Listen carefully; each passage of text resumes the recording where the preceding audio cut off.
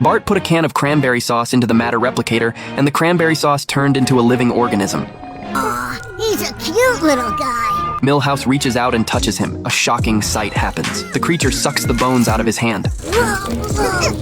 Bart is horrified and disgusted. They run over and tell Lisa and Nelson about it. Bart said they had to find the jelly monster and get rid of it. Look what it did to my arm! Arm wedgie!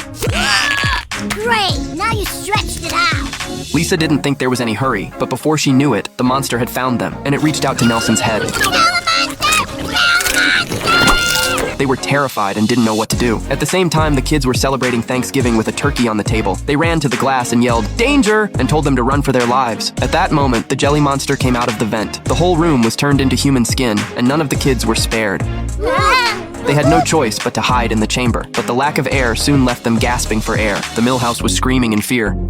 Thanks, I needed that. Then there was a knock at the door. Bart took out his slingshot and took up a defensive position. It's Martin, let me in! It turns out that Martin has found a way out of here. As they enter the escape pod, they realize that this is the home of the jelly monster. He has even built himself a large tank. At this point, Martin breaks the lock on the door and traps them in here. He walks up to the jelly monster with an open arm because it is a creature he adores. He admires it for its purity and beauty. He is even willing to give up his own body for it. You know what? I think it's just scared. Milhouse went up to the creature and tried to comfort it, but he was lifted up by the creature and slammed to the ground. Bart and Lisa took advantage of its inattentiveness and transported the creature's home to the valve. Lisa provoked it loudly to lure it inside. Once the creature was inside, they immediately closed the door behind it. Lisa activated the switch and sent it into space.